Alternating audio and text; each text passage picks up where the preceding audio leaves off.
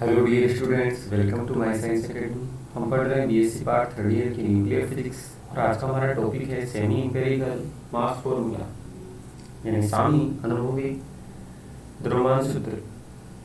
तो स्टार्ट करते हैं। कोई जो नाभिक होता है उसका द्रव्यमान न्यूक्लियनों के द्रव्यमान के योग से सदैव कम होता है और ये है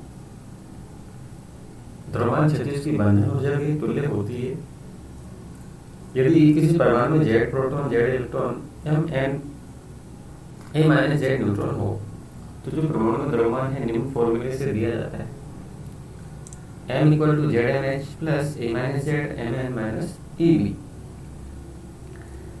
जहाँ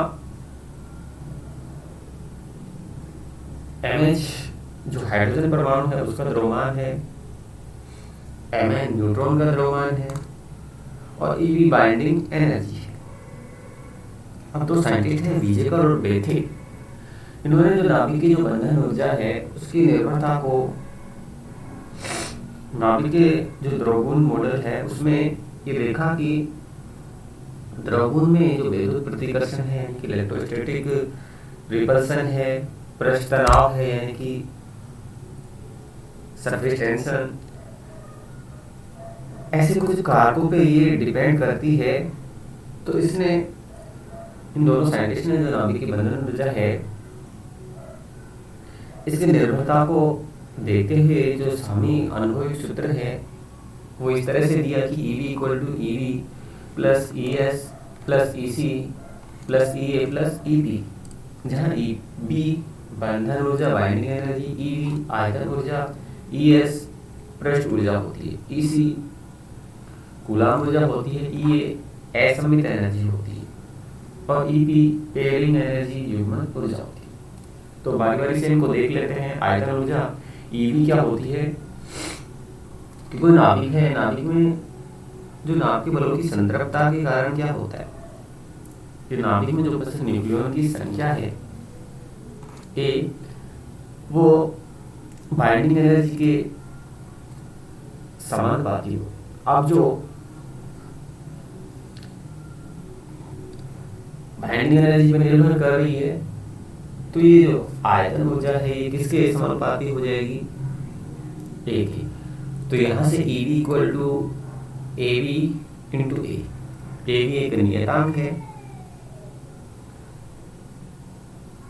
तो यहाँ इक्वेशन हमारे पास बन आ जाती है क्योंकि जो नाभिक का आयतन होता है वो ये न्यूक्लियन की संख्या के समानुपाती होता है। अब देखिए नेक्स्ट जो हमारे पास टर्म है वो है पृष्ठ ऊर्जा या पृष्ठीय ऊर्जा। देखिए नाभिक क्या होता है, परिमित होता है और नाभिक के अंदर जो न्यूक्लियन है सभी जो दिशाओं में समान नाभिकीय आकर्षण बल से कार्यरत होते हैं। अब नाभिक के पृष्ठ पर जो न्यूक्लियन है अन्य न्यूक्लियन की तुलना में ढीले बंधे होते हैं और द्रव्यगुण में जो पृष्ठ तनाव के समान नाभिक के पृष्ठ पर नाभिकीय पृष्ठ तनाव उत्पन्न करते हैं। जिस तरह से द्रव्य में पृष्ठ तनाव होता है उसी तरह नाभिक में भी पृष्ठ पे क्या करता है, पृष्ठ तनाव उत्पन्न करता है। अब जो पृष्ठीय ऊर्जा है नाभिक के पृष्ठ के क्षेत्रफल की क्या होती है, समानुपाती होती है। तो E S equal E S proportional to minus पृष्ठीय क्षेत्रफल। अब जो नाभिक को एक गोलीय शेप में माने तो उसका पृष्ठीय क्षेत्रफल कितना होगा, 4πr²। और जो त्रिज्या है वो हम मानते हैं कि r इक्वल टू r0, क्योंकि जो नाभिक की त्रिज्या होती है वो कितनी होती है, r equal to r0 e की पावर 1/3 होती है। तो यहाँ से E S proportional to minus a की पावर 2/3। अब समानुपाती से हटाएंगे तो किस तरह का आएगा, माइनस ए एस ए की पावर 2/3। ए एक स्थिरांक है। अब यहाँ जो आयतन ऊर्जा है वो क्या होती है, विपरीत होती है, इसलिए हमने यहाँ नेगेटिव साइन का यूज किया है। तो इक्वेशन 2 आ जाती है। नेक्स्ट देखिए कूलाम ऊर्जा। कूलाम ऊर्जा क्या होती है, नाभिक में जो प्रोटॉन के कारण क्या होता है कि प्रतिकर्षण बल लगता है। अब जैसे जैसे नाभिक में प्रोटॉन की संख्या बढ़ती है तो वैसे वैसे प्रतिकर्षण बल क्या करेगा, बढ़ेगा, क्योंकि जो प्रोटॉन की संख्या बढ़ रही है जो प्रतिकर्षण बल भी बढ़ेगा। इसके कारण क्या होगा, नाभिक में बंधन ऊर्जा है, बाइंडिंग एनर्जी है, वो कम होने लगी। तो यहाँ जो बंधन ऊर्जा क्या होने लगती है, कम होने लगती है। अब जो कूलाम ऊर्जा है उसको हम निम्न फॉर्मूले से देते हैं -3/5 के z-1 into E square upon में आर स्क्वायर। अब देखिए नाभिक की त्रिज्या क्या होती है, r इक्वल टू r0 के एक नियतांक है 1/4πε0, जिसकी वैल्यू होती है 9 × 10⁹ newton into metre square upon C square. तो इसी की वैल्यू हम और पुट कर सकते हैं, r इक्वल टू ये वैल्यू पुट कर लेते हैं। तो इसी आ जाता है हमारे पास AC z-1 e⁻⁻⁻⁻।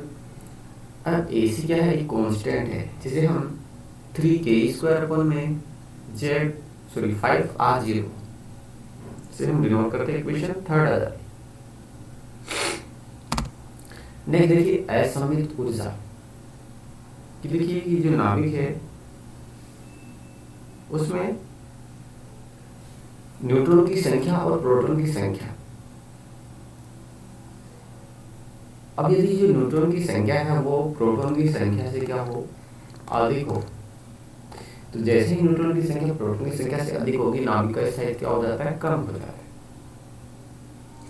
यानी कि न्यूट्रॉन और प्रोटॉन में जितना अधिक विचलन होगा उसका अनुपात यानी कि स्थायित्व उतना ही कम होता जाएगा। इस प्रभाव को हम कहते हैं असममित प्रभाव। अब इससे क्या होता है, असममित प्रभाव के कारण बंधन ऊर्जा में कमी होगी। अब बंधन ऊर्जा में कमी के कारण जो न्यूट्रॉन अधिक है यानी कि n-z का जो वर्ग है ये उसके समानुपाती होती है, और यानी कि असममित ऊर्जा n-z के वर्ग के समानुपाती होती है, और जो न्यूक्लियनों की संख्या है यानी कि A इसकी व्युत्क्रमानुपाती होती है। तो निम्न रिलेशन आता है, ये समानुपाती है -n-z का होल स्क्वायर, ये वर्ग का इसका वर्ग कर देंगे वो इसके समानुपाती होगा, और जो न्यूक्लियनों की संख्या उसके व्युत्क्रमानुपाती होता है। अब चूंकि n इक्वल टू होता है a-z, तो e इक्वल टू -a-2z, जब n की वैल्यू यहाँ a-z पुट करेंगे तो होगा a-2z। तो इक्वेशन 4 आ जाती है। अब देखिए नेक्स्ट हमारे पास टर्म है युग्मन ऊर्जा। युग्मन ऊर्जा की जो सभी तत्वों के नाभिक है उसमें जो प्रोटॉन और न्यूट्रॉन की संख्या क्या होती है, सम होती है। और जो ऐसे नाभिक होते हैं वो क्या होते हैं, सर्वाधिक स्थायी होते हैं। और ऐसे नाभिक जिसमें प्रोटॉन और न्यूट्रॉन की संख्या विषम संख्या में होते हुए बहुत अधिक अस्थायी होते हैं। अब कुछ नाभिक ऐसे होते हैं जिसमें प्रोटॉन या न्यूट्रॉन कोई एक कण है विषम होता है, तो ऐसे मध्यवर्ती स्थायी नाभिक होते हैं। अब फर्मी ने बंधन ऊर्जा है उसमें निम्न संशोधन करके फॉर्मूला दिया कि EP equal to -AP upon में A की पावर 3/4, इक्वेशन 5 आ जाती है। अब देखिए AP की वैल्यू कैलकुलेट करते हैं तो ये आती है 0 जब A हमारा विषम हो। A विषम होने के लिए या तो Z सम होगा या N विषम होगा, या फिर ये हो सकता है कि N मेरा सम हो और Z विषम।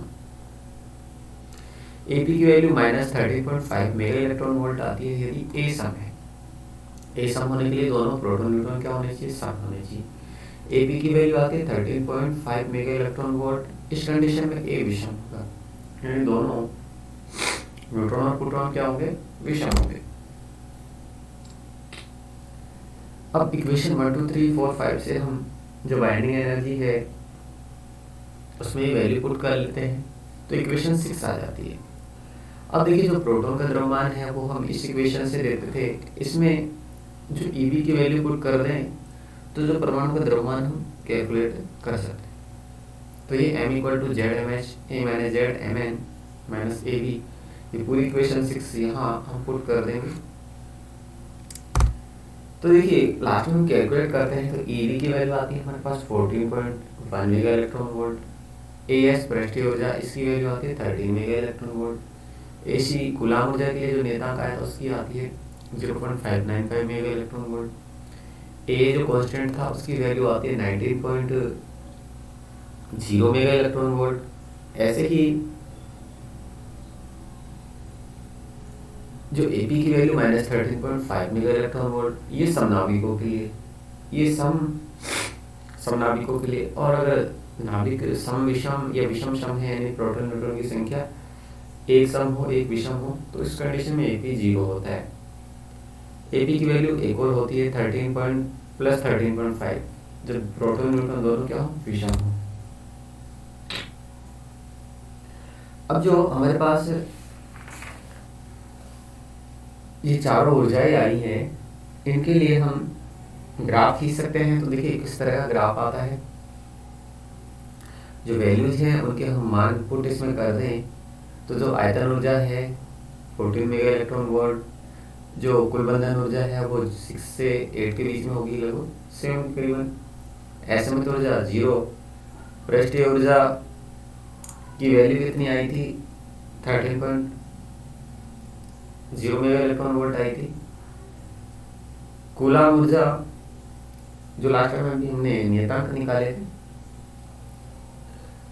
तो उनसे जो वैल्यू आएंगे उनको हम यहाँ पुट करते हैं।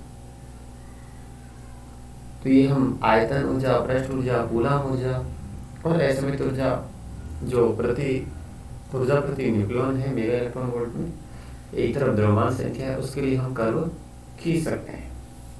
Thanks for watching the video.